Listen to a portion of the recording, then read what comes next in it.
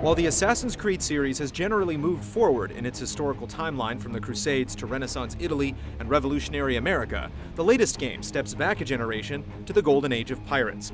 Taking players to the bright coasts of the Caribbean, Assassin's Creed 4 gives you extensive time on the high seas, scuttling ships, searching for gold, and drinking plenty of rum.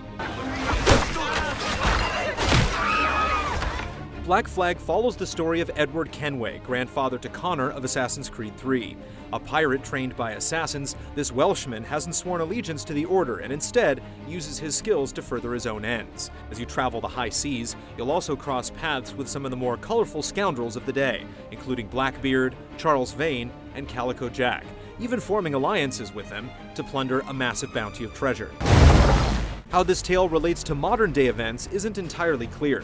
What we do know is that you seem to take the role of a nameless employee of Abstergo Entertainment, using advancements in the Animus to dig for further clues from Desmond's genetic past.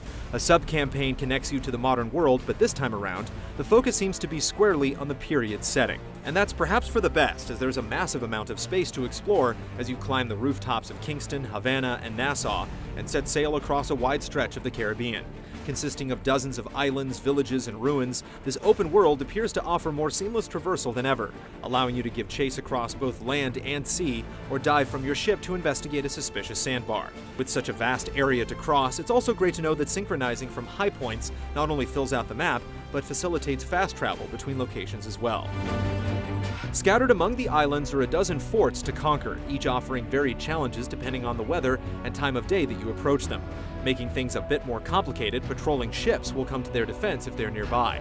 Tackling these strongholds and removing their leaders will give you valuable influence in the area, unlocking naval contracts and other side missions. Just as Connor tracked and hunted game, Edward can search out and harpoon large sea creatures like sharks and whales, using their carcasses for essential upgrades. And since these animals can be somewhat elusive, you can chart their locations and share them with friends.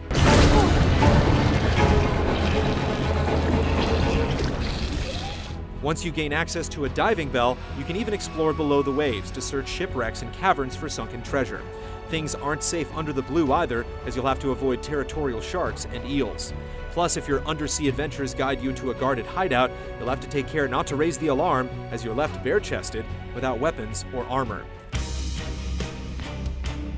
Of course, it wouldn't be piracy without a ship to call your own, and the Jackdaw serves as your platform for naval warfare. Using blueprints and goods, you can reinforce and upgrade your ship.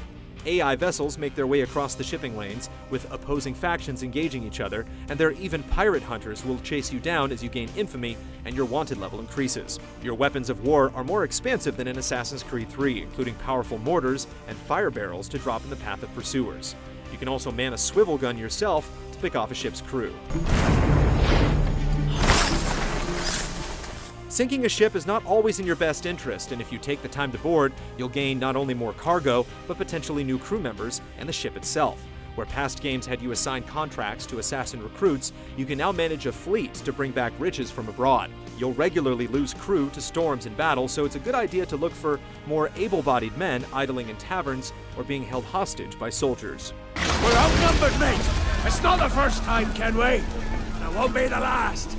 For all that's been said, there's even more to Assassin's Creed 4, including more emphasis on stealth, gorgeous technical improvements in next-gen versions, and the return of hide-and-seek style multiplayer. We don't expect Ubisoft's flow of information to slow down anytime soon, so keep an eye on GT for the latest updates leading up to the game's release on October 29th.